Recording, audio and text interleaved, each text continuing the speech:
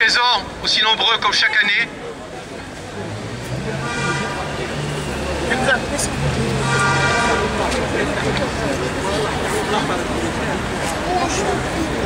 Merci à vous, amis, militants, citoyens. Merci. Merci aux associations, aux partis qui se sont associés, au SNES-FSU et à l'Institut Mehdi Ben Barka Mémoire Vivante pour appeler à ce rassemblement. Merci à ceux qui ont mobilisé leurs militants et sympathisants pour faire de ce rassemblement pour la mémoire et la vérité l'occasion de renouveler notre condamnation du crime politique et exiger que la raison d'État cesse de protéger les assassins et empêche d'établir toutes les responsabilités, qu'elles soient individuelles ou étatiques. Un rassemblement similaire a lieu en ce moment à Rabat, à l'appel du mouvement des droits humains marocains et des familles des victimes de la disparition forcée à l'occasion de la journée nationale des disparus. Les mots d'ordre de notre rassemblement ne diffèrent guère de ceux des années précédentes. Pour la justice et la vérité, pour que cessent les complicités et raisons d'État qui protègent les criminels, pour que les gouvernements marocains et français prennent leurs responsabilités et permettent à la justice de faire son travail. En effet, depuis un an, aucun progrès ou presque n'est intervenu dans notre combat pour la vérité et la justice. En France d'abord, le ministère français de la Défense n'a pas bougé d'un iota dans son refus de lever le secret défense sur les dossiers de la DGSE saisis par le juge Ramael en 2010. Le ministre de la Justice, garde des Sceaux, la ministre de la Justice, garde des Sceaux, n'a toujours pas répondu à notre demande d'audience, Maître Maurice Butin et moi-même, pour connaître le sort des mandats d'arrêt internationaux lancés par le même juge Ramael à l'encontre de responsables sécuritaires marocains en octobre 2007. On ne sait toujours pas si ces mandats sont opérationnels. Et à quel niveau? Territoire français, Schengen ou au niveau général? Et à quel niveau? Ou bien sont-ils toujours bloqués au ministère français de la Justice? On ne sait sous quel prétexte. Le président de la République n'a toujours pas daigné répondre à la lettre que lui ont adressée il y a un an l'Association des Marocains en France, l'Association des travailleurs maghrébins en France, l'Association de défense des droits de l'homme au Maroc, le Forum Vérité Justice France et l'Association des parents et amis des disparus au Maroc. Au moment où nous abordons le 50e année de combat pour connaître la vérité sur le sort de mon père, alors que les enjeux de politique intérieure française liés à l'affaire Ben Barka sont inexistants, cette situation de blocage est inquiétante. C'est pour cela qu'il est plus que jamais nécessaire de continuer à rester mobilisés comme nous le sommes aujourd'hui. Ce combat pour la vérité et la justice n'est pas lié à la seule connaissance du sort d'un homme. Ce combat est également politique et citoyen parce que son aboutissement démontrera qu'il est possible de dépasser la raison d'État et de faire cesser l'impunité qui protège les assassins. C'est pour cela que nous ne comprenons pas l'absence pour la deuxième année consécutive du Parti socialiste à notre rassemblement. Le soutien de tous les démocrates et tous les progressistes est indispensable parce que nous affrontons des forces qui ne désarment pas. Dans l'incapacité de nous arrêter ou d'atténuer notre résolution, le nouvel angle d'attaque pour nous intimider a été de s'en prendre à l'avocat de la famille Ben Barka, Maurice Butin.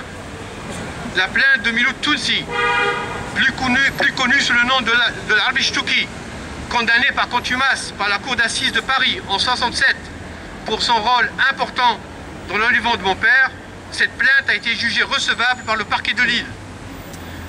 Mais nous ne nous trompons pas et on ne s'est pas trompé. Cette plainte n'est pas uniquement une action juridique visant à affaiblir la partie civile à travers son avocat. Essayons d'enterrer définitivement le dossier. Cette plainte est politique. Elle se place dans le prolongement des blocages que nous avons rencontrés depuis 50 ans, aussi bien de la part du pouvoir marocain que français. Les complicités qui s'étaient mises en place lors du crime d'État que fut l'enlèvement et l'assassinat de Mehdi Ben Barka se sont prolongées pendant 50 ans par les complicités au nom de la raison d'État pour empêcher l'établissement de la vérité et par là protéger les auteurs et responsables du crime. Vous aussi, vous ne vous y êtes pas trompé. Votre solidarité avec Maître Butin a été sans faille. Les juges du tribunal de Lille ne se sont également pas trompés sur la totale absence des fondements juridiques de cette action et ont tout naturellement débouté Miloud Tounsi et à travers lui ceux qui tirent les ficelles. On apprend aujourd'hui que le recours en appel de Miloud Tounsi sera jugé devant le tribunal de Douai, devant la cour de Douai, devant la cour d'appel de Douai. Rendez-vous donc à Douai pour soutenir Maurice Butin. Et si cela est nécessaire, on fera le tour des tribunaux de France pour leur montrer notre résolution de ne rien lâcher. Au Maroc, depuis plusieurs années, rien n'a été fait par les autorités judiciaires ou politiques pour permettre à l'instruction de progresser. Les témoins importants, qui connaissent sûrement une grande part de la vérité, refusent de s'exprimer ou sont empêchés de s'exprimer. Les fouilles au PF3 ne sont pas réalisées. Les responsables du Conseil national des droits de l'homme n'ont toujours pas trouvé le temps pour nous recevoir, Maître Maurice Butin et moi-même. On est loin des belles paroles et des promesses du début du règne. On est loin des petites lueurs d'espoir qu'a pu laisser entrevoir l'expérience de l'instance équité et réconciliation. Même les recommandations minimalistes de cette dernière concernant les dossiers de la disparition forcée sont restées lettres mortes. Des dizaines de familles concernées vivent toujours dans l'ignorance du sort de leurs proches. Aujourd'hui, ils sont parmi nous et je les salue, quelques-unes de ces familles de disparus qui, comme nous, poursuivent le combat pour la vérité. La situation des droits humains se dégrade chaque jour de plus en plus. L'Association marocaine des droits de l'homme se voit interdite de quasiment toute activité publique, hors de tout cadre légal, par la seule volonté des autorités. Les militants des droits humains, souvent de jeunes lycéens et des étudiants, sont arrêtés, condamnés à de lourdes peines dans des procès iniques. La jeune Wafa Sharaf vient d'en faire l'amère expérience. Condamnée injustement à 1 an de prison en première instance, elle a vu sa peine doublée en appel. On ne peut rester insensible à ces situations. Par le passé, nous avons montré qu'une forte mobilisation pouvait faire reculer le pouvoir marocain. Aujourd'hui encore, il est nécessaire d'exprimer notre solidarité avec l'ensemble du mouvement des droits humains marocains et de ses militants pour faire échec à une politique marquée par le poids de plus en plus prépondérant des sécuritaires. Il est vrai que le contexte n'est pas simple, d'autant plus que le Maroc va recevoir fin novembre le Forum mondial des droits de l'homme, grande opération de promotion du régime et de dédouanement de ses agissements. Cette mascarade doit être dénoncée comme telle par le mouvement des droits humains, au risque de cautionner toutes les violations graves qui sont en train de se perpétrer. D'autant plus que la situation économique et sociale est si grave que pour la première fois depuis très longtemps, l'ensemble du mouvement syndical marocain a appelé aujourd'hui 29 octobre à une grève générale. Chers amis, le combat que nous menons depuis 49 ans avec ma famille, notre avocat Maître Maurice Butin, et avec vous, associations, syndicats, partis et citoyens, dont le soutien est aussi précieux pour nous qu'il est dérangeant pour ceux qui voudraient bien enterrer définitivement ce dossier, ce combat n'est pas seulement pour la vérité et la justice. C'est également un combat pour la mémoire, pour que le dossier judiciaire n'occulte pas tout ce que Mehdi Ben Barka a apporté au combat des peuples et à la pensée progressiste et révolutionnaire. La reconnaissance de cet apport se manifeste régulièrement. Cet été, lors d'une rencontre avec le secrétariat de l'Organisation de solidarité des peuples d'Afrique, d'Asie et d'Amérique latine au siège de la Tricontinentale à La Havane, j'ai pu me rendre compte combien la mémoire de Mehdi était bien vivante et combien son action dans le cadre de la solidarité entre les peuples reste un repère aujourd'hui. Aujourd'hui où il est plus que jamais nécessaire contre toutes les oppressions et tous les obscurantismes pour la démocratie et le progrès. Hier à Gennevilliers, l'allée Mehdi Ben Barka a été inaugurée. Après plusieurs capitales arabes, Damas, Le Caire, Alger, après Cuba, après le Maroc, Rabat, Casablanca, Marrakech, Oujda, après Paris et Montpellier, Gennevilliers, la 3e commune française, a donné le nom de Mehdi Ben Barka à l'espace public. Nous espérons ne pas nous arrêter en si bon chemin. Je fais appel à vous pour demander à vos élus de faire de même, d'honorer la mémoire de Mehdi Ben Barka contre le crime politique et pour la lutte des peuples. Cet hommage à Gennevilliers est d'abord un acte de mémoire et de solidarité, mais c'est aussi un acte politique d'une forte portée symbolique. Au-delà de la préservation de la mémoire et de l'hommage dû à un combattant de la liberté des peuples et de la démocratie, cette inauguration est porteuse de plusieurs significations.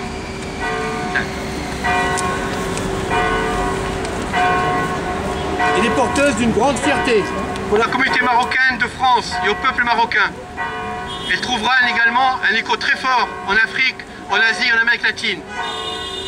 Que la ville de Gennevilliers et sa population en soient remerciés à travers son maire et son conseil municipal. Chers amis, cette année, nous avons perdu en l'espace d'un mois deux personnes qui nous étaient très chères.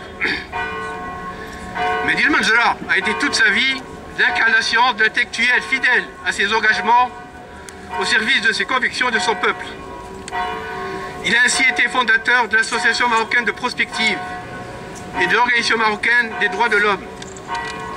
L'amitié et le respect mutuel qui le lient à Mehdi Ben Barka ne sont jamais démentis. Il a toujours été présent à nos côtés dans notre combat commun pour la mémoire et la vérité. En hommage à Mehdi Ben Barka, il écrivait en 2005, je cite, « La mémoire est l'une des clés du développement et du progrès. Elle limite les dangers de l'amnésie et l'inconscience de ceux qui parlent de tourner la page. Ces paroles sont toujours d'actualité. » Une grande dame et une grande figure de la lutte des droits humains nous a également quittés.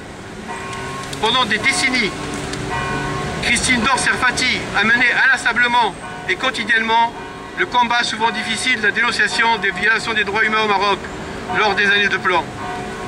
Avec toute l'énergie dont on était capable, elle a fortement contribué à la libération d'un grand nombre de prisonniers d'opinion, à la fermeture des bandes mouroirs de Tazmamart, de Khlat Megouna et d'Agdes. Je me souviens avec émotion de toutes les réunions publiques, tous les meetings auxquels nous avons participé pour présenter la réalité du Maroc des violations des droits de l'homme. Et je crois que beaucoup d'entre vous se souviennent de sa présence régulière parmi nous ici le 29 octobre avec Abraham Serfati quand il était à Paris. Son optimisme et sa volonté d'agir ne la quittaient jamais. Leur mémoire sera toujours vivante, ainsi que celle de mes proches, de nos proches, que nous avons eu la douleur de perdre récemment. Aujourd'hui, nous entamons la 50e année de notre combat pour la vérité. Le prochain 2015 devra être une année exceptionnelle dans ce combat. Vous allez être amenés aussi à contribuer largement à toutes les manifestations qui sont en préparation. Vous serez tenus au courant de tout ce qui se prépare durant l'année 2015, expositions, conférences, séminaires, rassemblements. Et nous comptons sur vous pour nous aider à faire réussir cette année, à faire réussir dans la mesure où elle sera un moyen pour dire à nos dirigeants que 50 ans, ça suffit. Que la vérité doit être connue. Que la raison d'État doit cesser. Ce combat, je suis sûr, nous le mènerons jusqu'au bout avec succès, tous ensemble. Merci beaucoup.